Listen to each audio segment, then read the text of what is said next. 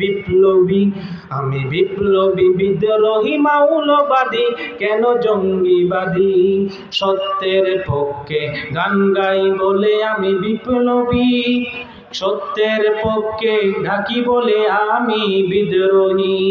কোরআনের কথা বলি তাই বলে আমাকে মৌলবাদী, জিহাদের কথা বলি তাই বলে আমাকে জঙ্গিবাদী।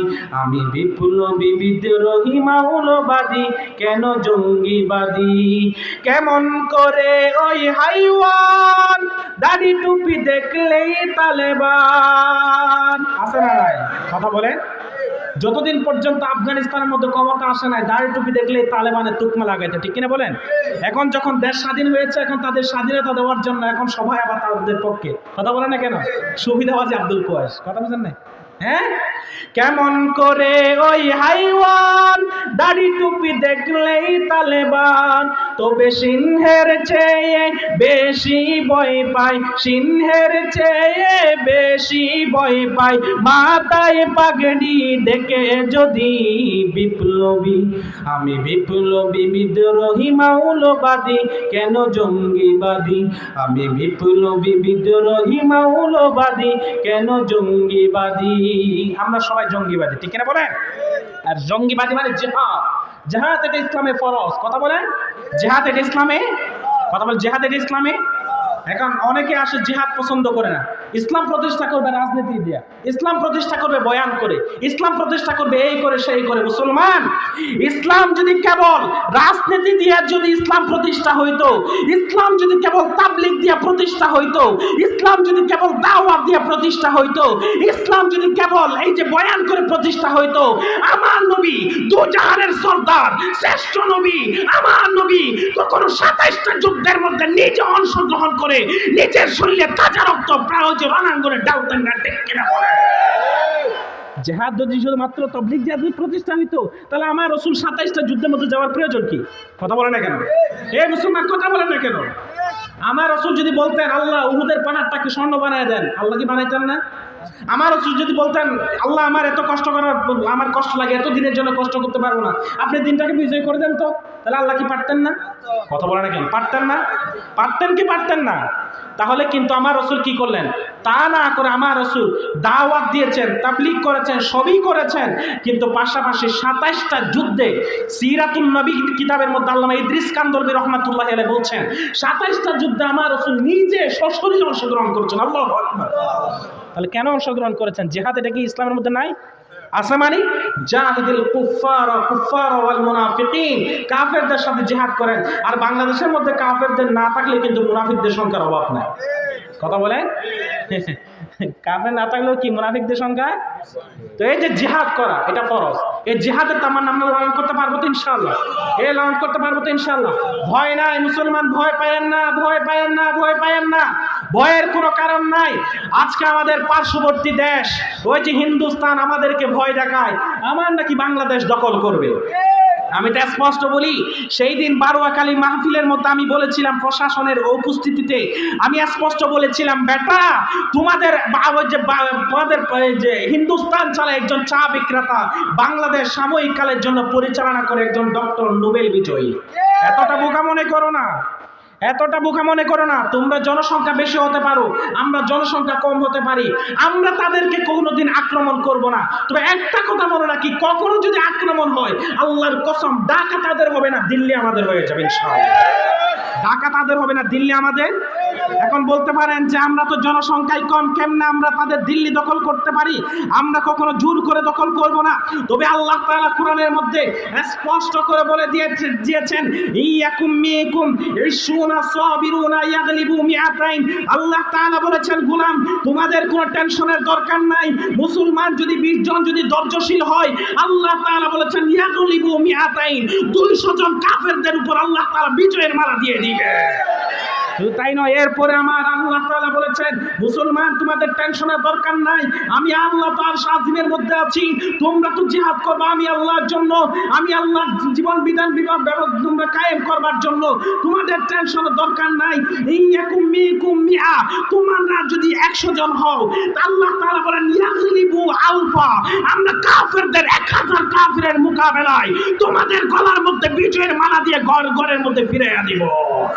আরে মুসলমান, যেই আল্লাহর ওয়াদা 20 জন 100 জনের 200 জনের মোকাবেলায় আল্লাহ বিজয় দিবেন বলে ওয়াদা করেছেন, যেই আল্লাহর ওয়াদা 100 জন মুমিন হয়ে 1000 কাফিরের মোকাবেলায় আল্লাহর বিজয় দিবেন বলেছেন, আমি আল্লাহর এই আয়াতের উপর দৃঢ় বিশ্বাস রেখে ঈমান রেখে বলতে পারি, বাংলাদেশের 1 কোটি মুসলমান যদি হিন্দুস্তানের বিরুদ্ধে যদি জিহাদের প্রাঙ্গণে যায়, গোটা হিন্দুস্তানের মুসলমানও বাংলাদেশের 1 কোটি মুসলমানদের সাথে পারবে না, পারবে না, পারবে না, ঠিক কিনা বলে?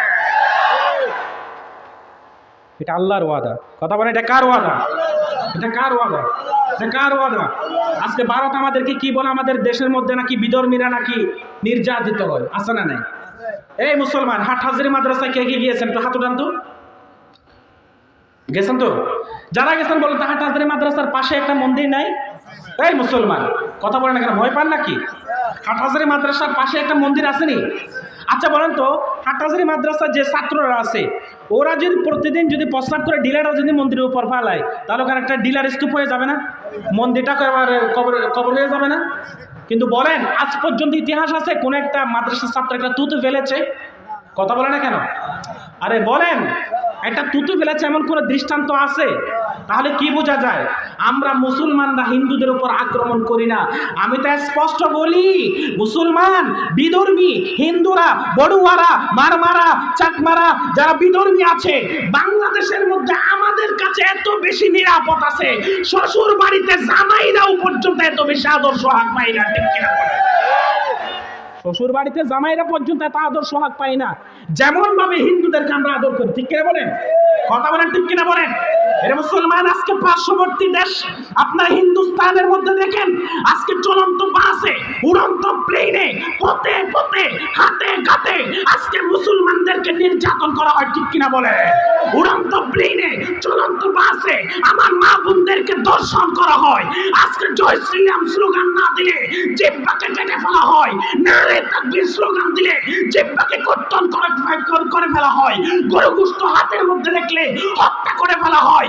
তাহলে যেই হিন্দু উগ্রবাদীরা আমাদের মা বোনদেরকে দর্শন করে জয় শ্রীরাম স্লোগান না দিলে জিহ্বা কেটে ফেলে, আসলে তাদের দেশের মধ্যে মুসলমানরা নির্যাতিত হয়। বাংলাদেশের মধ্যে এমন কোনো ইতিহাস নাই একজন হিন্দু আজ পর্যন্ত বাংলাদেশের মধ্যে নির্যাতনের শিকার হয় নাই, হয় নাই, হয় না, ঠিক কিনা বলে? নির্যাতন কারা হয়? আমরা না তারা? এই মুসলমান, কালকের ঘটনা, ভারতের মধ্যে এক জায়গার মধ্যে মুয়াজ্জিনে আজান দিছে, 2 লক্ষ টাকা জরিমানা করেছে। বলেন, 2 লক্ষ টাকা জরিমানা করেছে। তাহলে এখন কোন দেশের মধ্যে আমরা আছেন বলেন?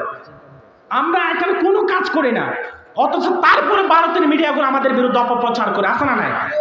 এখন ভারতের মিডিয়া, ভারত আমাদের দেশকে দখল করার জন্য 2টা কাজে লেগেছে। কয়টা?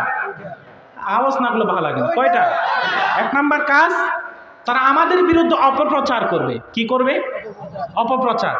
এ হুদাই ডক্টর ইউনূসের হিন্দুদের জমি টমি কায়দা নিয়ে ফেলছে, এইটাই আবুল টাবুল, আছে না নাই? অপপ্রচার। নাম্বার 2, আমাদের দেশের মধ্যে ধর্মে হানাহানি লাগাতে চায়। কথা বলেন, ধর্মে এই 2টা কাজ করে তারা বাংলাদেশের মধ্যে, বিশ্ব মিডিয়ার মধ্যে আমাদের বাংলাদেশকে খারাপভাবে তারা উপস্থাপন করছে। আমি তো স্পষ্ট বলি, কয়েকদিন আগে তো আমাদের ডক্টর ইউনূস সাহেব তিনি সমস্ত ধর্মগুরুদেরকে নিয়ে বসেছেন। তার মানেটা কি? সমস্ত রাজনৈতিক গুরুদেরকে নিয়ে বসেছেন। তার ব্যাখ্যাটা কি? তার মানে আর ব্যাখ্যা হলো, বাংলাদেশের মধ্যে যদি কখনো যদি আক্রমণ করে, এখানে বাংলাদেশি হিন্দু আর মুসলমান থাকবে না, হিন্দু মুসলমান একসাথে কাঁধে কাঁধ মিলিয়ে সেই হিন্দুস্তানের বিরুদ্ধে আমরা লড়াইয়ে সামিল হবো ইনশাআল্লাহ, ঠিক কিনা বলেন? এই জন্য আমি স্পষ্ট করে বলছি, ভারতের ওই যে হিন্দু দিল্লির বাবুরা দাদুরা যদি মনে করে বাংলাদেশকে তো সহজে আমাদেরকে দখল করে নিবে, আল্লাহর কসম করে বলছি, বাংলাদেশকে দখল করা এতটা সহজ নয়।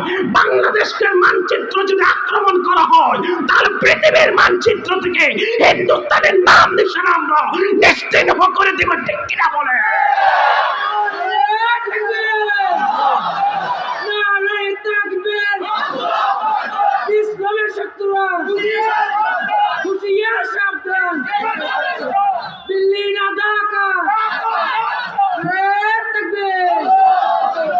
ভয় দেখায়? কি ভয় দেখায়? আমি আরেকটা স্পষ্ট করে আমি আপনাদেরকে বলছি, আমাদের নৈরাশ হওয়ার কোনো কারণ নাই, আমাদের নৈরাশ হওয়ার কোনো কারণ নাই। কারণ নবীজি সাল্লাল্লাহু আলাইহি ওয়াসাল্লাম তো আমাদেরকে সুসংবাদ দিয়েছেন ১৫০০ আগে, উম্মত উম্মত উম্মত ভালো করে শুনো, কিয়ামতের আগে কিয়ামতের আগে কিয়ামতের আগে হিন্দুস্তানের মধ্যে একটা লড়াই হবে। বলে কাদের সাথে? মুসলমান আর হিন্দুদের সাথে। আমার রাসূল বলেছেন তোমরা ঘাবড়াইও না, বিজয়টা মুসলমানের হবে, বিজয়টা মুসলমানের হবে। অতএব কোনো টেনশন করার দরকার নাই। আমার রাসূল যেহেতু আশ্বাস দিয়েছেন, তাহলে অবশ্যই আমরাই বিজয় হব, ঠিক কিনা বলেন? আর বাংলাদেশের মধ্যে এখন আরেকটা উগ্র দল বের হয়েছে, ইসকন, ঠিক কিনা বলেন? কথা বলেন। এই ইসকনের কার্যক্রম আপনারা জানেন তো? কথা বলেন। ওই যে আমাদের আলিফ অ্যাডভোকেটকে হত্যা করেছে এই ইসকন। কথা বলেন। আমরা কোনো কিছু করি না, তারপর আমরা দোষী। আর তারা এত কিছু করে, তারপরে তার দোষ নাই। কথা বুঝেন নাই? এত কিছু করে, তারপর এই যে একটা মানুষকে শহীদ করলো, অথচ আচ্ছা আমাদের বলেন তো, এখানে আমি কোনো রাজনৈতিক আলোচনা করছি না, বুঝাবার জন্য বলছি। আমাদের দেশের মধ্যে যারা জামাতে ইসলাম আছে, তারা কয়জন মানুষকে এভাবে স্পষ্টভাবে অস্ত্র থেকে হত্যা করেছিল? ইতিহাস আছে? কথা বলেন। আরে কথা বলেন না কেন? এই যে যারা জামাত ইসলাম আছে, যারা ইসলামী রাজনীতি করে, তারা কি কখনো এরকম ইতিহাস আছে যে মাথার মধ্যে অস্ত্র রেখে হত্যা করেছে, গলার মধ্যে তরবারি রেখে জবাই করেছে? কিন্তু তারপরও তাদেরকে নিষিদ্ধ করা হয়েছে, ঠিক কিনা বলেন? কথা বলেন, কথা বলেন, কথা বলেন। মুসলমান যদি কাউকে হত্যা না করবার পরে যদি জামাত ইসলামকে যদি নিষিদ্ধ করা হয়, আমি সরকার বাহাদুরকে আমি গর্জন করে বলছি, ভাবে বলছি, জামাত ইসলাম যদি কোন হত্যার মধ্যে জড়িত না থাকবার পরেও যদি তাদেরকে নিষিদ্ধ ঘোষণা করা হয়েছিল, যদি হয়ে থাকে, তাহলে একজনকে সরাসরি হত্যা করবার পর, মার্ডার করার পর, কতল করার পর কোন যুক্তিতে ইসকনকে নিষিদ্ধ করা হচ্ছে? জবাব চাই, ঠিক কিনা বলে? কেন করা হচ্ছে না? কেন করা হচ্ছে না? কার ইশারায় করা হচ্ছে না? এই দেশ মুসলমানের দেশ। এই দেশ 1971 সালে 30 লক্ষ মুসলমানের রক্ত দিয়ে শাহাদা এই দেশ স্বাধীন হয়েছে। কোন হিন্দুদের রক্ত দিয়ে দেশ স্বাধীন হয় না, ঠিক কিনা বলে? কিসের এত ভয়? কিসের এত ভয়? ওই যে হিন্দুস্তানের রয়েছে রক্ত, তাদের রক্ত চক্ষুকে আমরা ভয় পাই না, তাদের রক্ত চক্ষুকে আমরা ভয় পাই না। বন্ধুত্বের আচরণ হবে বন্ধুত্বের মতো। যদি তারা যদি আমাদের সামনে যদি প্রভু হতে চায়, আমরা কারো প্রভু মানি না, কারো গোলামি আমরা মানি না। আমরা স্বাধীন জাতি, স্বাধীনভাবে বাঁচবো, ঠিক কিনা বলে? আর দেখেন না হিন্দুস্তানের মধ্যে কত মসজিদ ভাঙা হয়, কত মসজিদের গতকাল মসজিদে একটা আগুন দেওয়া হয়েছে, এর আগে মসজিদে একটা ভেঙে ফেলা হয়েছে। শুধু তাই নয়, বাবরি মসজিদের ইতিহাস কিন্তু আমরা ভুলে যাই নাই। বাবরি মসজিদের ইতিহাস আমরা ভুলে যাই নাই।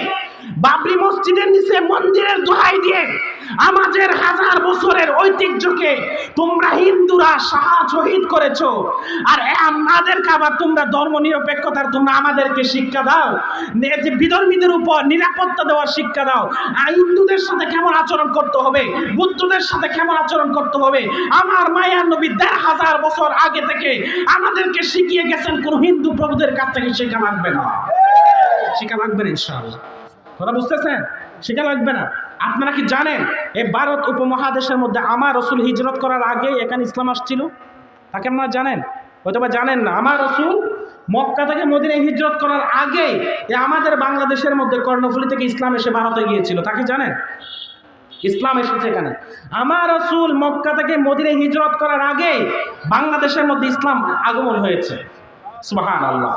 কিন্তু এই যে ভারতের মধ্যে মুসলমান প্রায় 700 থেকে 800 বছর পর্যন্ত আমাদের ভারতের মধ্যে মুসলমানরা শাসন করেছিল। আচ্ছা একটু করে বুঝেন তো, যদি মুসলমান যদি হিন্দুদের উপর আক্রমণ করত, মুসলমান যদি হিন্দুদেরকে দেখতে না পারত, মুসলমান যদি বিধর্মীদের উপর আক্রমণ করত, তাহলে 700-800 বছরের ইতিহাসের মধ্যে হিন্দুস্তানের মধ্যে কোনো হিন্দুদের নাম নিশানা থাকতো? এই কথা বলেন এখন, থাকতো? কিন্তু ইতিহাস কি বলে দেখেন, 800 বছরের ইতিহাসের মধ্যে 700 বছরের মুসলমানদের শাসনের ইতিহাসের মধ্যে এমন একটাও দৃষ্টান্ত নাই মুসলিম শাসকরা হিন্দুদের উপর নিপীড়ন করেছে, জুলুমের স্টিম রুলার চালাইছে, একটাও ইতিহাস নাই। কিন্তু আজকে তারা যে ক্ষমতায় আসছে আজ 100 বছর হয় নাই, আজও ঠিক কত হয় নাই, 100 বছর হয় নাই। এখন থেকে তারা মুসলমানদেরকে নিধন করবার পায়তারা করছে।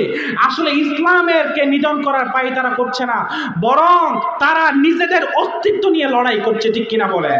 তারা নিজেদের কি অস্তিত্ব নিয়ে লড়াই করছে। ইনশাল্লাহ আমরাই বিজয়ী হবো, পারবো না ইনশাল্লাহ? এ মুসলমান, শাহাদাতের তামান্না লালন করতে পারবেন তো ইনশাল্লাহ? লালন করতে পারবেন তো ইনশাল্লাহ? আমরা কেমন জাতি জানেন না?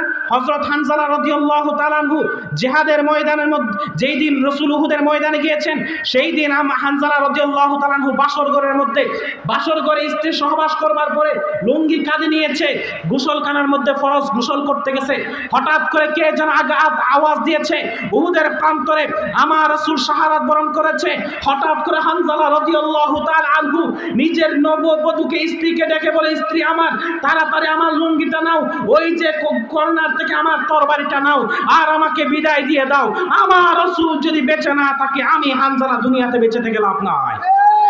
এরপরে হানজালা রাদিয়াল্লাহু তাআলা আনহু জিহাদের ময়দানে দৌড়ায়। পেছন থেকে স্ত্রী ডাক দিয়ে বলে, স্বামী, রাতের অন্ধকারে, বাসর রাতে ভালো করে দেখতে পারি নাই, একটা বার আমার দিকে তাকাও, কিয়ামতের দিন যেন আমি তোমাকে চিনতে পারি। তখন হানজালা রাদিয়াল্লাহু তাআলা আনহু বলছিলেন, বিবি, আমি আমার রাসূলকে কে যেন শাহাদাত করে দিয়েছে, আমি উহুদের ময়দানে যাচ্ছি, আল্লাহ যদি আমাকে শাহাদাত হিসেবে কবুল করে, কিয়ামতের দিন আল্লাহ আমাদের পরিচয় করায় দিবে, বিবি আমাকে বিদায় দাও, আর দেখা হবে না। এই বলে হানজালা রাদিয়াল্লাহু তাআলা আনহু উহুদের প্রান্তরে গিয়ে কাফেরদেরকে কচুকাটা করে শেষে অবশেষে শাহাদাতের পেয়ালা পান করেছিলেন। ওরেও কি আর কোনার মুসলমান, ওও কি আর কোনার যুবক ভাইয়েরা, আমরা হচ্ছে সেই হানজালার উত্তরসূরি, আমরা হচ্ছে সেই খালিদ ইবনে ওয়ালিদের উত্তরসূরি, আমরা হচ্ছে সেই হানজালার উত্তরসূরি যে হানজালা রাদিয়াল্লাহু তাআলা আনহু বাসর রাতে স্ত্রীকে ফেলে জিহাদের ময়দানে গিয়েছে, যেই হযরত ওমর রাদিয়াল্লাহু তাআলা আনহু মসজিদে নববীতে ধমক দিলে ওই যে মুসিরিয়া পর্যন্ত, আমেরিকা পর্যন্ত তরতর করে কাঁপতো। আমরা সেই খালিদ ইবনে ওয়ালিদের উত্তরসূরি, যে খালিদ ইবনে ওয়ালিদ জিহাদের ময়দানের মধ্যে তরবারি নিয়ে নামলে কাফেররা পালাবার রাস্তা খুঁজে পাইতো না, ঠিক কিনা বলে? আমরা সেই হানজালার উত্তরসূরি, আমরা সেই হযরত ওমরের উত্তরসূরি, আমরা সেই খালিদ ইবনে ওয়ালিদের উত্তরসূরি। অতএব আমাদেরকে বই দেখিয়ে লাভ নাই, অতএব আমাদেরকে বই দেখিয়ে লাভ নাই।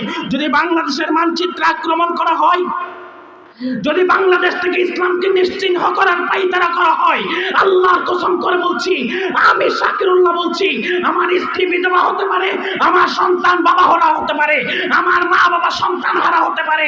বাংলাদেশ থেকে যদি ইসলামকে মুছে দেওয়ার পায়তারা করা হয়, বাংলাদেশকে যদি পৃথিবীর মানচিত্র থেকে মুছে ফেলার যদি পায়তারা করা হয়, সবাইকে বিদায় দিয়ে শাহাদাতের পেয়ালা পান করব। তারপরে বাংলাদেশের অস্তিত্বের মধ্যে কোন বিদেশি অনুমানদের দৃষ্টিকটুকু আমরা মেনে নিব না, ঠিক কিনা বলে?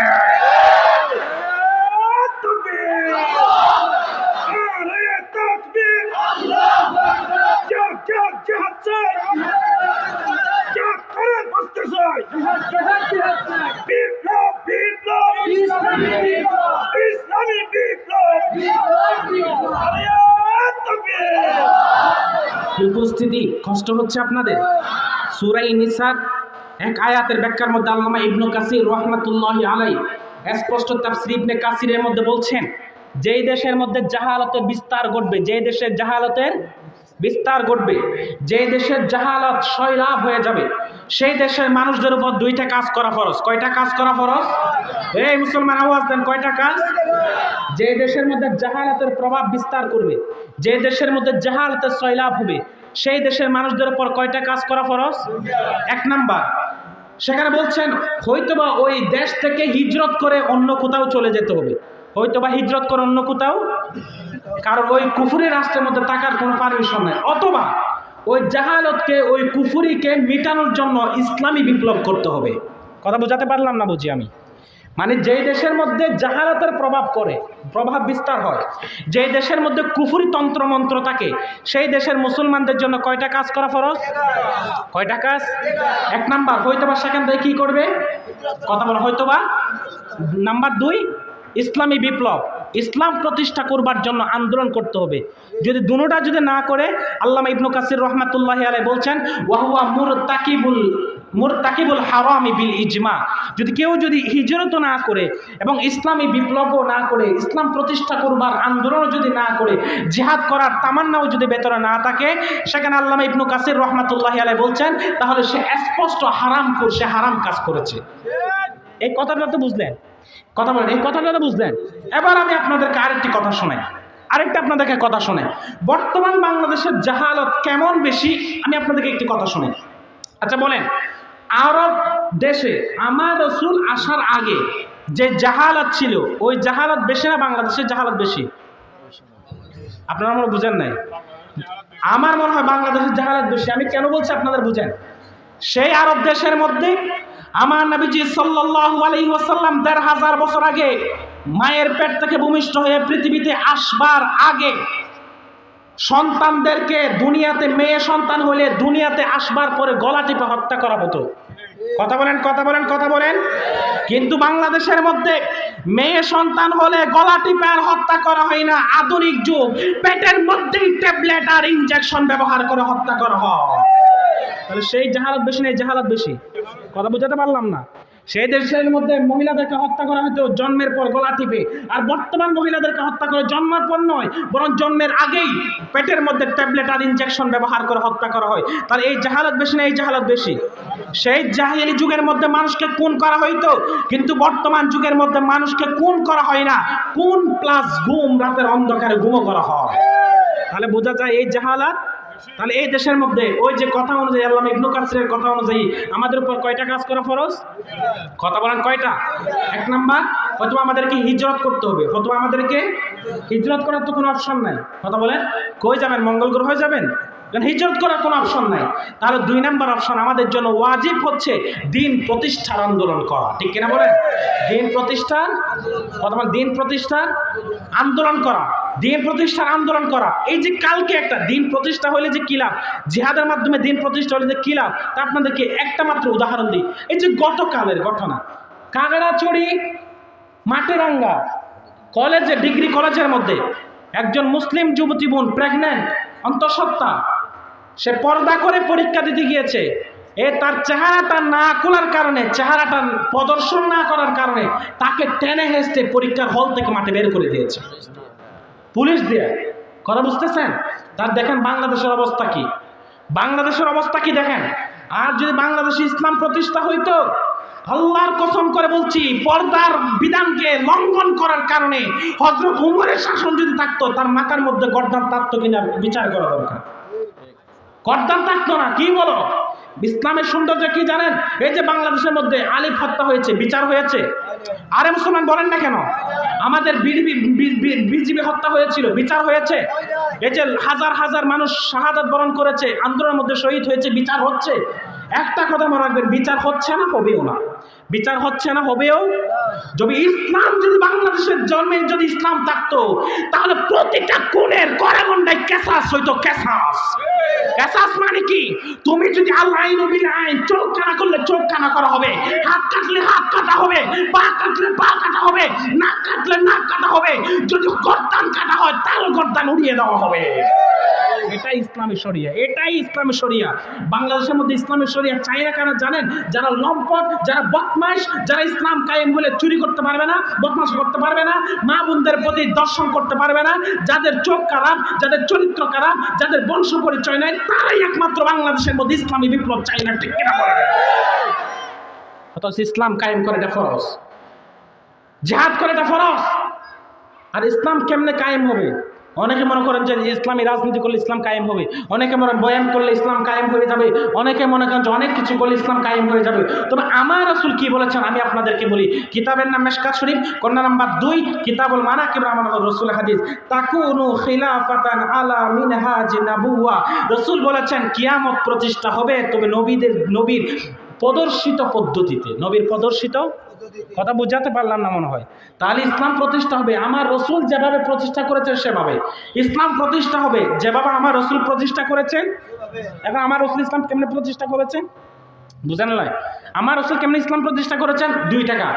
1 নাম্বার দাওয়াত, যখন দাওয়াত বেশি হয়ে যাবে, মানুষের যখন জনসংখ্যা বেড়ে যাবে, তখন সবাইকে নিয়ে জিহাদ, তখন সবাইকে নিয়ে। তাহলে বাংলাদেশের মধ্যে জিহাদের প্রয়োজন আছে না নাই? যদি সময় হয় তাহলে জিহাদ করতে পারবেন তো ইনশাআল্লাহ? এই মুসলমান করতে পারবেন তো ইনশাআল্লাহ? এখন কথা হচ্ছে জিহাদ কখন ফরজ হয়? একটা কথা আছে না, জিহাদ কখন? এখন আপনি যদি জিহাদে এই হুজুরের জিহাদ বয়ান করছেন চাইলে হবে? হবে তো না। তার জিহাদ কখন ফরজ হয়? কিতাবের নাম ফতোয়ায়ে হিন্দি, যেটার নাম প্রসিদ্ধ ফতোয়ায়ে আলমগীরি, কোন নাম্বার 3, পৃষ্ঠা নাম্বার 288, ফতোয়ায়ে আব্দুল হাই 261 নম্বর পৃষ্ঠার মধ্যে আল্লামা আব্দুল হাই লাকনবী রহমতুল্লাহি আলাইহি বলেছেন, 4-5টি শর্ত পাওয়া গেলে তখন জিহাদ করা ফরজ হয়ে যায়। কথা বুঝাতে পারলাম না? 4-5টি শর্ত পাওয়া গেলে তখন জিহাদ করাটা, এই মুসলমান কথা বলেন না কেন? 4-5টা শর্ত পাওয়া গেলে তখন জিহাদ করাটা ফরজ হয়ে যায়। 1 নাম্বার শর্ত, মুসলমান সংখ্যাগরিষ্ঠ হতে হবে। মুসলমান সংখ্যাগরিষ্ঠ। আচ্ছা, আপনারা কি মনে করেন আমরা মুসলমান সংখ্যাগরিষ্ঠ না? আমরা সংখ্যাগরিষ্ঠ কিনা? সংখ্যাগরিষ্ঠ মানে আমি বুঝাতে পারলাম না। মানে মানুষ বেশি হবে তো মুসলমান বেশি হতে হবে। এখন মুসলমান সংখ্যা বেশি কিনা? বেশি। মানে গোটা পৃথিবীর মধ্যে দ্বিতীয় বৃহত্তম সংখ্যা আমরা, 200 কোটি মুসলমান। কম কিসের? 200 কোটি মুসলমান। আর আল্লাহ তো বলেছেন 20 জন হলে 200 জনের মোকাবেলায় আল্লাহ বিজয় দিবে। আল্লাহ তো বলেছেন 100 হলে 1000-এর মোকাবেলায় বিজয় দিবে। তাহলে আল্লাহ তাআলার কথা অনুযায়ী আমরা যদি 200 কোটি মুসলমান যে জিহাদের ময়দানে নামি, তাহলে আর আসি আর কি? কথা বলেন না কেন? তাহলে 1 নম্বর আমরা যে আছি, আমরা যে বলেন এই যে আমরা যে মুসলমান জনসংখ্যা বেশি না? 1 নম্বর শর্ত তাহলে পাওয়া গেছে। 2 নম্বর যে শর্তটা, তা হচ্ছে যে মুসলমানদের মধ্যে যুদ্ধ পরিচালনা করার জন্য সেই স্পেস লাগবে, জায়গা লাগবে। কথা বুঝতে পারলাম না? জায়গা লাগবে। এখন জায়গাও আমাদের অভাব নেই আলহামদুলিল্লাহ। নাম্বার 3, যে আর্থিক সম্বল থাকতে হবে, মানে অর্থ থাকতে হবে। আপনি যুদ্ধ একটা শুরু করে দিলেন, তারপর না খাইয়া মরলেন, এমন যেন না হয়। আপনার খাবার, রিজিক, অর্থ সবকিছু যেন কি থাকে? বিদ্যমান থাকে। আচ্ছা, 3টা শর্ত। 4 নম্বর শর্ত, আপনি যে জিহাদ করবেন, এটা আপনি যে বিজয় হবেন, বিজয় হওয়ার সম্ভাবনা বেশি হতে হবে। বিজয় হওয়ার সম্ভাবনা, জান্নাহ গালেব যেটাকে বলা হয়, মানে বিজয় হওয়ার সম্ভাবনা প্রচুর থাকতে হবে, বেশি থাকতে হবে। এখন এটাও আলহামদুলিল্লাহ আমাদের আছে। 4 নাম্বার একটা শর্ত আমাদের মধ্যে পাওয়া যায় না, তা হচ্ছে মুসলমানদের একজন আমির থাকতে হবে। মুসলমানদের, কথা বোঝাতে পারলাম না? তারা সব শর্ত পাওয়া গেলে কিন্তু আমিরটা আমাদের মাঝে নাই। কথা বোঝাতে পারলাম না? আমিরটা আমাদের মধ্যে আজকে তাবলীগের আমির আছে, আজকে জামাত ইসলাম ভাইয়ের আমির আছে, সরমুরের আমির আছে, অমুকের আমির আছে, তমুকের আমির আছে, নির্দিষ্ট দলের আমির আছে, তবে আমিরুল মুমিনিন কেউ নাই। যদি আমিরুল মুমিনিন থাকতো, এটা আমাদের কপাল খারাপ। যদি বাংলাদেশে যদি আমিরুল মুমিনিন, আমিরুল মুসলিমিন যদি একদম থাকতো, তাহলে যখন কাফের বেঈমানেরা বাংলাদেশ থেকে ইসলামকে নিশ্চিহ্ন করবার পায়তারা করে, তখন আমিরুল মুসলিমিনের নেতৃত্বে আমরা তাদেরকে নিশ্চিহ্ন করে দিতে পারতাম। ঠিক কিনা বলে? আমিরুল মুমিনিন। এখন যারা আমাদের মাথার মধ্যে আছে তারাও তো এরকম। বুঝতে পারলেন না? একটা খুব, আমার ওস্তাদ একটা খুব সুন্দর উদাহরণ দিতেন। কি জানেন? যে ড্রাইভার হচ্ছেন একজন মতকুর, পাগল মাথা, কিন্তু সিটের মধ্যে যারা আছে সবাই আল্লাহর ওলি। একজন মুহাদ্দিস, আরেকজন বড় খতিব, একজন শাইখুল হাদিস, আরেকজন পিশাব, আরেকজন ওলি, শাইখুল মাশায়েখ, সবাই বড় বড় আলেম, সবাই আল্লাহর ওলি। কিন্তু ড্রাইভার যিনি আছেন উনি হচ্ছে একজন মাতাল। আচ্ছা বলেন, তারা ঢাকার গাড়ি ঢাকা যাবে না অ্যাক্সিডেন্ট করবে? কথা বলেন, অ্যাক্সিডেন্ট করবে না? কিন্তু আজকে আমাদের দেশের মধ্যে আল্লাহর ওলির অভাব নাই, পীর মাশায়েখের অভাব নাই, হক্কানি মানুষের অভাব নাই, মুমিনের অভাব নাই, প্রকৃত মুসলিমের অভাব নাই। তবে আজকে আমাদের মাথার মধ্যে যারা বসে কাঁঠাল কাটছে, তারাই মাতালদেরকে বসিয়ে রেখেছে। কথা বুঝাতে পারলাম না? যারা আমাদের মাথার মধ্যে বসে কাঁঠাল ভেঙ্গে খায়, যারা লবণ দিয়ে যারা বড়ই খায়, তাদেরকে আমরা মাতাল বসিয়ে রেখেছি। আমরা প্রকৃত কাউকে জিহাদ প্রেমী, ইসলাম প্রেমী, মুসলমানদের ভক্তিওয়ালা এমন কাউকে আজ আমরা জিহাদের মাথায় তাজ আমরা বানাইতে পারলাম না। এটাই আমাদের আজকে দুঃখ। কথা বুঝতেছেন? এই জন্য বলছি, মুসলমান শুধুমাত্র নির্বাচন করে, রাজনীতি করে কখনো ইসলাম কায়েম হবে? ইসলাম কখনো কায়েম হবে? বরং ইসলাম কায়েম হবে অনেক পদ্ধতি আছে, তার মধ্যে একটি অবিচ্ছেদ্য অংশের নাম জিহাদ ফি সাবিলিল্লাহ। কথা বুঝতেছেন? দাওয়াত, জিহাদ ফি সাবিলিল্লাহ। কথা বুঝতেছেন? আচ্ছা বলেন তো, ধরুন আমাদের দেশের মধ্যে ইসলামী একটা রাজনীতি করে এখন সংসদে গেছে। এখন আমাদের বাংলাদেশের মুসলমান কয়জন আছে জানেন? 73 জন মুসলমান আছে। ওই যে রসুল বলেছেন, মেশকাত শরীফ খণ্ড 1 পৃষ্ঠা 30, রসুল যে বলেছেন বনী ইসরাইল 72 দল হবে, আর আমার উম্মত 73 দল। কিন্তু আমার রাসূল বলেছেন 73 দল, কুল্লুহুম ফিন্নার ইল্লা মিল্লাতান ওয়াহিদা। ক্বালু মা হিয়া ইয়া রাসূলুল্লাহ? ক্বালা মা আনা আলাইহি ওয়া আসহাবি। সবাই জাহান্নামে যাবে, মাত্র একটি দল। তাহলে এই যে আমাদের বাংলাদেশের মধ্যে কি 73 দল সবাই আছে। এখন মা আনা আলাইহি ওয়া আসহাবি ওই হক দলটা যদি সংসদে যায়, আর 72 দল এই কুকুর মুনাফিকরা রাম বামের সাথে মিশে তাদেরকে লামাইবার জন্য আন্দোলন করে, নির্বাচন করে আপনি কেমন ইসলাম কায়েম করবেন? একটা বোঝাতে চাই না, আপনি মা আনা আলাইহি ওয়া আসহাবি যারা প্রকৃত আহলে সুন্নাত, যারা যখন ইসলাম কায়েম করতে চায়, এরপর যে 72 দল যারা মুনাফিক আছে তারা বা তাদের বিরুদ্ধে এখন টাকা খাইয়া নেমে যায়, বলে তারা জঙ্গিবাদী, তারা উগ্রবাদী, তারা এই তারা সেই। আসলে তারা উগ্রবাদী না, তারা বলে তারা ইহুদিদের টাকা খাওয়া গোলাম, ঠিক কিনা বলেন? এই জন্য প্রিয় ভাইয়েরা, জিহাদে তামান্না আমরা লালন করতে পারবো তো ইনশাআল্লাহ? ওই জিহাদ করা এটা কি সামান্য ইবাদত না ফরজ? কয়টা শর্তকে পাওয়া গেলে? 5টা শর্ত পাওয়া গেলে এটা কি কথা বুঝতেছেন বাবা? তাহলে জিহাদ মানে যে আপনি হঠাৎ করে একজন গিয়া যে আন্দোলন করবেন, আপনি এটা আত্মহত্যা করলেন, নিজে যে মারা যায় এটা আত্মহত্যা, এটা জিহাদ নয়। জিহাদ মানে কি, যখন ইসলাম যখন নিশ্চিহ্ন হয়ে যাওয়ার মুহূর্ত হবে, উপক্রম হবে, তখন দেশের বিজ্ঞ উলামা ইকরাম ফতোয়া বোর্ড থেকে ফতোয়া দিবে যে জিহাদ করা ফরজ, সবাইকে জিহাদ করতে হবে। আর যখন জিহাদ ফরজ হয়ে যাবে তখন কি হবে? ওই যে একটা রেফারেন্স আমি দিয়েছিলাম, বাহরুর রায়েক খণ্ড 5 পৃষ্ঠা 78, আল্লামা ইবনে নুজাইম হানাফি বলেছেন, আল মারআতু তাখরুজু বিলা ইজনি যাওজিহা ওয়াল আবদু বিলা ইজনি সাইয়্যিদিহি। যখন জিহাদ ফরজ হয়ে যাবে তখন স্ত্রীর জন্য ফরজে আইন হয়ে যাবে স্বামীর অনুমতি ব্যতীত হাতের মধ্যে অস্ত্র নিয়ে জিহাদের ময়দানে যাওয়া। কথা বুঝতেছেন? তাহলে জিহাদ এই না, আমরা এমনি জিহাদ করবো না। আমরা কি জিহাদ করব না? এখন জিহাদ করবেন। জিহাদ যখন সময় আসবে, যখন সময় আসবে, যখন উলামা ইকরাম ফতোয়া দিবেন, তখনই আমরা জিহাদের ময়দানে নামবো। তবে জিহাদের তামান্না আমরা এখন থেকে লালন করবো, পারবো না ইনশাআল্লাহ? ওই যে আমি শুরুতে একটা হাদিস, এটা আমি আবার বলে শেষ করে দিচ্ছি, ওই 2টা হাদিসে গুলা, কিতাবের নাম মুসলিম শরীফ খণ্ড নাম্বার 2 পৃষ্ঠা 141। রসুল বলেছেন, মান মাতা ওয়ালাম ইয়াগজু ওয়ালাম ইউহাদ্দিস বিহি নাফসা মাতা আলা শুবাতিন মিন নিফাক। রসুল বলেছেন, যে ব্যক্তি মারা গেছে অথচ তার ভেতরে জিহাদ করে নাই এবং জিহাদের তামান্নাও ছিল না, রসুল বলেন সে পাক্কা আবেদ হতে পারে, তবে মাতা আলা শুবাতিন মিন নিফাক, সে মারা গেছে একজন পাক্কা মুনাফিক হয়ে যায়। এখন আমাদের তাহলে এই হাদিস দ্বারা কি বুঝতে পারলেন? আপনি যদি মুমিন হইয়া মরতে চান তাহলে নিজের ভেতর কি লাগবে? বলেন। 2 নম্বর হাদিস, মুসলিম শরীফ খণ্ড নাম্বার 2 পৃষ্ঠা নাম্বার 141, কিতাবুল জিহাদের হাদিস। রাসূল বলেছেন, মান সাআলাল্লাহ শাহাদা বিসিদকিন, যারা আল্লাহর কাছে শাহাদাত চায়, শাহাদাতের মরণ চায়, সত্য দিলে, বাল্লাহুল্লাহু মানাজিলা শুহাদা ওয়া ইন মাতা আলা ফিরাশি, সে বিছানায় মারা গেলেও আল্লাহ তাআলা তাকে শহীদের মর্যাদা দেবে। সুবহানাল্লাহ। তাহলে আমরা যদি শহীদের তামান্নাটা ভেতরে রাখতে পারি, জীবনে যদি শহীদ জিহাদ যদি নাও করি, কিন্তু আল্লাহ তাআলা কিয়ামতের দিন শহীদদের কাতারে আমাদেরকে শামিল করে নেবে। এই জন্য প্রিয় বাবারা, আজকে থেকে আমরা জিহাদের তামান্না ভেতরে লালন করতে পারবো তো ইনশাআল্লাহ? যা আলোচনা করলাম, আমাকে আপনাদেরকে ভুল ত্রুটিগুলোকে ক্ষমা মার্জন করে সঠিকগুলোকে আমল করবার তৌফিক দিন। ওমা আলাইনা ইল্লা বালাগ। জি, আরেকটা জরুরি কথা, তা হচ্ছে জানেন, বাংলাদেশের মধ্যে বর্তমান ইসলামকে জীবিত রাখার জন্য সবচেয়ে যেগুলো ভূমিকা রাখে সেগুলো কি জানেন? 1 নম্বর মাদ্রাসা। কথা বলেন, 1 নম্বর কি? মাদ্রাসা। এটা হচ্ছে ইসলাম, এটা হচ্ছে রাসূল সাল্লাল্লাহু আলাইহি ওয়াসাল্লাম যুগ থেকে আসছে, এই যে আসহাবে সুফফা থেকে আসতেছে। কথা বুঝতেছেন নাই? তো মাদ্রাসা, কওমি মাদ্রাসা, এটা ইসলামের একটা কারখানা। আগের যুগে অনেকের বলতো ইসলাম হচ্ছে মসজিদ মাদ্রাসা হচ্ছে জঙ্গি তৈরির কারখানা, কিন্তু পরবর্তীতে তারা এটাই পেয়েছে যে জঙ্গির কারখানা নয়, বরং তুই মারা গেলে যে জানাজা হবে, জানাজার ট্রেডিং এর কারখানা। ঠিক কিনা বলেন? এই যে আমাদের এখানে খাদিমুল কোরআন একটা মাদ্রাসা আছে, সেখানে ভর্তি চলবে। আপনারা আপনাদের কি সন্তানদেরকে সেখানে ভর্তি করে দিন, পারবেন তো ইনশাআল্লাহ? এই মুসলমান, আপনার কি মন চায় না আপনার সন্তানটা এখানে উঠে বয়ান করবে? আপনার কি মন চায় না আপনার সন্তান এভাবে আলেম হবে, আপনার জানাজা পড়াবে? চান তো মুসলমান, চান তো? যদি চান তাহলে আপনাদের কাছে বিনীত সবিনয় অনুরোধ, আবেদন, রিকোয়েস্ট হচ্ছে, আপনারা আপনাদের সন্তানকে এই যে খাদিমুল কোরআন আপনাদের প্রতিষ্ঠান, এটা আপনাদের নাজাতের ওসিলা, এই প্রতিষ্ঠানের মধ্যে ভর্তি করিয়ে দিবেন। পারবেন তো ইনশাআল্লাহ? যা বললাম আমাদেরকে আলোচনা মতো আমল করার তৌফিক দিন।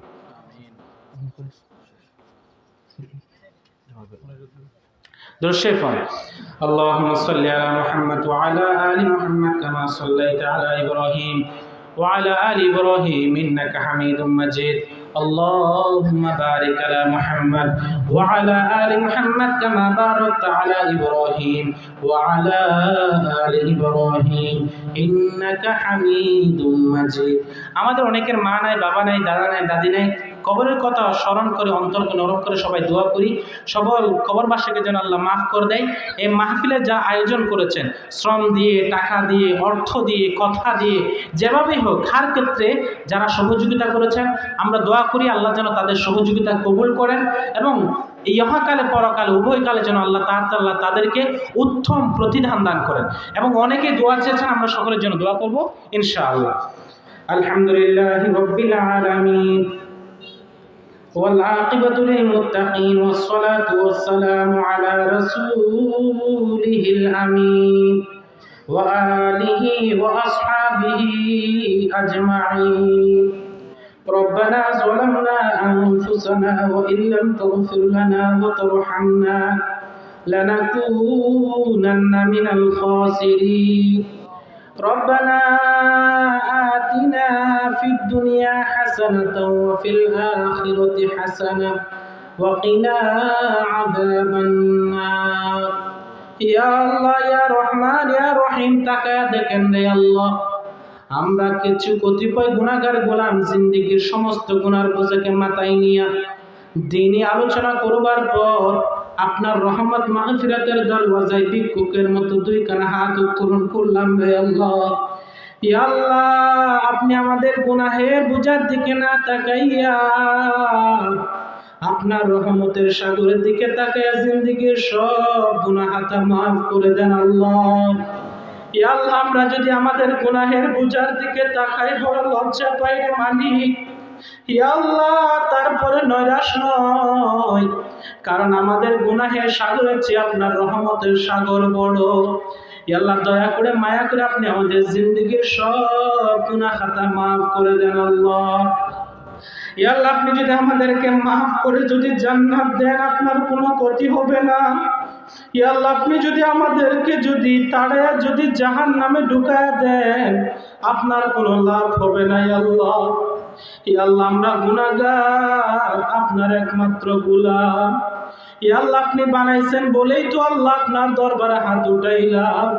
ইয়া আল্লাহ, দয়া করে মায়া করে আমাদের জিন্দেগীর সমস্ত গুনাহ খাতা মাফ করেন আল্লাহ। ইয়া আল্লাহ, আদম আলাইহিস সালাম থেকে নিয়ে আজ পর্যন্ত যত মুমিন মুমিনাত মুসলিম মুসলিমাত অন্ধকার কবরে কবরস্থ হয়ে গেছে, ইয়া আল্লাহ, দয়া করে মায়া করে সকল কবরবাসীদের কবরকে জান্নাতুল ফিরদাউস বানায়া দেন আল্লাহ। ইয়া আল্লাহ, তাকায় দেখেন রে মালিক। ইয়া আল্লাহ, আমরা যারা হাত উঠাইলাম, ও আল্লাহ, আমাদের মধ্যে এমন অনেক সন্তান আছে যাদের মা নাই, যাদের বাবা নাই, অন্ধকার কবরে কবরস্থ হয়ে গেছে। ইয়া আল্লাহ, একদল সন্তানরা বয়ান শেষে ঘরের মধ্যে গিয়া মাকে মা বলে ডাকবে, বাবাকে বাবা বলে ডাকবে। ইয়া আল্লাহ, আর একদল হতভাগা সন্তান ওই যে ঘরের মধ্যে গিয়া মাকে মা বলার মতো পাবে না, বাবাকে বাবা বলার মতো পাবে না রে আল্লাহ। ইয়া আল্লাহ, মা বাবা অন্ধকার কবরে চলে গেছে রে মালিক। ও আল্লাহ, ও আল্লাহ, যাদের মা বাবা অন্ধকার কবরে চলে গেছে রে আল্লাহ, ইয়া আল্লাহ, তাদের মা বাবার কবরকে জান্নাতুল ফিরদাউস বানায়া দেন আল্লাহ। ইয়া আল্লাহ, আজকে আমরা বৃষ্টির পানি থেকে হেফাজতের জন্য ছাতা ব্যবহার করি, অথচ এই বৃষ্টির পানি ঘরে ঘরে মায়ের কবরে যায়, বাবার কবরে যায়, কেউ ফিরাবার নাই রে আল্লাহ। ইয়া আল্লাহ, আজকে আমরা গরম থেকে মুক্তির জন্য পাঙ্খা ব্যবহার করি, হাত পাখা ব্যবহার করি আল্লাহ, অথচ মা বাবা অন্ধকার কবরে জাহান্নামের আগুনে জ্বলে। ও আল্লাহ, যাদের মা বাবা অন্ধকার কবরে জাহান্নামের আগুনে গ্রেফতার, ও আল্লাহ, দয়া করে মায়া করে সকলের আল্লাহ মা বাবা মৃত মা বাবাকে জাহান্নাম থেকে চির মুক্তি দিয়ে জান্নাতের মেহমান বানায়া দেন আল্লাহ। ইয়া আল্লাহ, চুল পাকা দাড়ি পাকা মুরব্বীদেরকে নিয়ে হাত উঠাইলাম, ইয়া আল্লাহ আমার মুরব্বী বাবাদেরকে কবুল আর মঞ্জুর করে নেন। ও আল্লাহ আপনার হাবিব তো হাদিসের মধ্যে বলেছেন রে আল্লাহ, চুল পাকা দাড়ি পাকা মুরব্বীরা যখন হাত উঠায় আপনি তখন দোয়া কবুল না করে পারেন না, লজ্জায় পড়ে যান।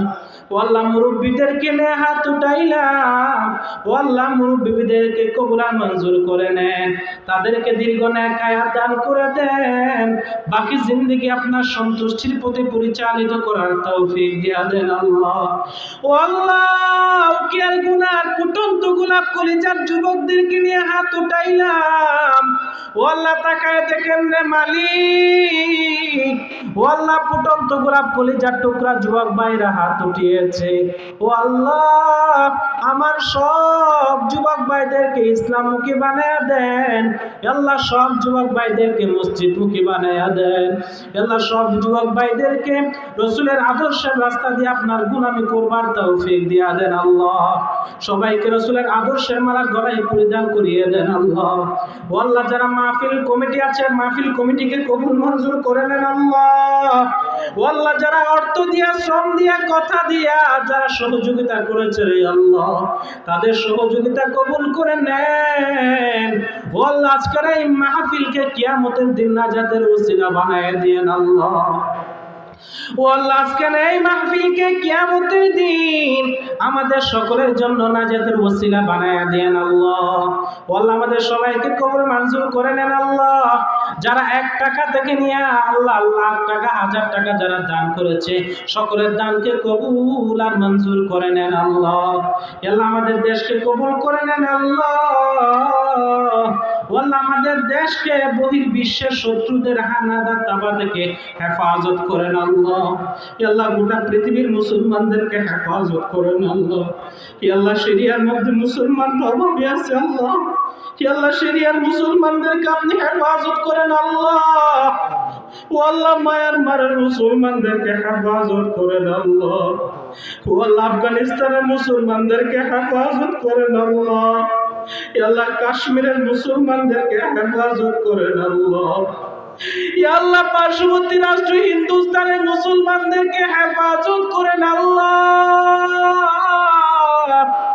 আল্লাহ হিন্দুস্তানের মধ্যে মুসলমানরা নির্যাতিত, আল্লাহ মসজিদকে ভাঙ্গা হয়, মুসলমানদেরকে শহীদ করে দেয়া হয়।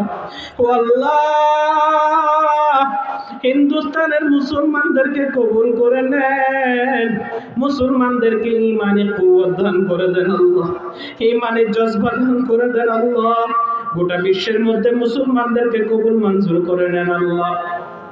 ইয়া আল্লাহ জিন্দেগিতে একবার হলেও মক্কা মদিনা জিয়ারত করার তৌফিক দিয়া দেন আল্লাহ। ইয়া আল্লাহ আমরা তো তোমারেও দেখি নাই, তোমার রাসূলকেও দেখি নাই আল্লাহ। আল্লাহ আমরা তো তোমার সাহাবায়ে কিরামদেরকেও দেখি নাই আল্লাহ। ও আল্লাহ আপনাকে তো রাসূল দেখেছে, রাসূলকে তো সাহাবীরা দেখেছেন রে মালিক, আমরা তো কাউকে না দেখে শেষ উম্মত হয়েছি আল্লাহ। ও আল্লাহ আমাদের জিন্দেগিতে একবার হলেও রাসূলের সাথে মোলাকাত করায়া দেন আল্লাহ। ও আল্লাহ জিন্দেগিতে একবার হলেও রাসূলের সাথে মোলাকাত করায়া দেন।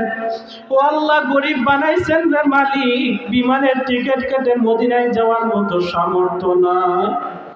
ইয়া আল্লাহ আপনি যদি কবুল করেন টাকা পয়সা কিছুই লাগবে না। ইয়া আল্লাহ মরণের আগে স্বপ্ন জগতে হলো একবার রাসূলের সাথে মুলাকাত করায় দিয়েন আল্লাহ। ইয়া আল্লাহ বিদায়ের ঘন্টায় বাড়ি পড়ার আগে রাসূলের সাথে দেখা করে দিয়েন আল্লাহ। ইয়া আল্লাহ জিন্দেগিতে একবার হলো কাবার গিলাফ ধরে লব্বাইক বলে আপনাকে ডাকার তৌফিক দেন আল্লাহ। ইয়া আল্লাহ জিন্দেগিতে একবার হলেও রাসূলের রওজার সামনে দাঁড়াইয়া আসসালাতু ওয়াসসালামু আলাইকা ইয়া রাসূলুল্লাহ বলে সালাম পেশ করার তৌফিক দেন আল্লাহ। জিন্দেগিতে একবার হলেও সাফা মারওয়া সাই করার তৌফিক দেন আল্লাহ। ইয়া আল্লাহ জিন্দেগিতে একবার হলেও হাজর আসওয়াদ চুমু খাওয়ার তৌফিক দেন আল্লাহ। ইয়া আল্লাহ জানি না কার বিদায়ের ঘন্টায় গগন পাড়ি পড়ে যায় আল্লাহ। ইয়া আল্লাহ জানি না কার কখন বিদায়ের শেষ ঘন্টায় বাড়ি পড়ে ডাক চলে আসে আল্লাহ। ইয়া আল্লাহ জানি না কার শেষ গোসলের জন্য সাবান দোকানে চলে আসছে। ইয়া আল্লাহ জানি না কার শেষ কাপড়ের কাপড় দোকানে রেডি হয়ে আছে আল্লাহ। আল্লাহ অন্ধকার কবরে রওনা দেওয়ার আগে আমাদের সবাইকে ঈমান আমল মজবুত করে রওনা করায়েন আল্লাহ। ও আল্লাহ, শেষবারের মতো দরখাস্ত করে মালিক, ও আল্লাহ, যারা দোয়া চেয়েছে তাদের দোয়াগুলোকে কবুল করে নেন আল্লাহ। এই মাহফিল পরিচালনা কমিটিকে কবুল করে নেন ও আল্লাহ। প্রত্যেক যুবক সন্তানদেরকে কবুল আর মঞ্জুর করে নেন। এই মাহফিলকে তা কিয়ামত পর্যন্ত জারি রাখেন আল্লাহ। যাবতীয় খরচের ব্যবস্থা করে দেন আল্লাহ। ও আল্লাহ, এই মাহফিল পরিচালনা কমিটির সকল সদস্যের মনের আশা দিলে আশা পূর্ণ করে দিয়েন আল্লাহ। সকল আল্লাহ মনের আশা দিলে তামান্নাকে কবুল আর মঞ্জুর করে নিয়েন আল্লাহ। ও মালিক, শেষবারের মতো দরখাস্ত করে মালিক, আমাদের সবাইকে হাটে ঘাটে অ্যাক্সিডেন্ট থেকে হেফাজত করে, অপমৃত্যু, দুর্ঘটনা, মৃত্যু, অ্যাক্সিডেন্টের মৃত্যু থেকে হেফাজত করে, সবাইকে নামাজের সাজদারত অবস্থায় কালমা পড়ে পড়ে মুস্কি হেসে হেসে শাহাদাতের মরণ দিয়েন আল্লাহ। বিজুদি সুবহান রাব্বিকা রাব্বিল ইজ্জাতি আম্মা ইয়াসিফুন ওয়া সালামুন আলাল মুরসালিন ওয়ালহামদুলিল্লাহি রাব্বিল আলামিন। আসসালামু আলাইকুম ওয়া রাহমাতুল্লাহ।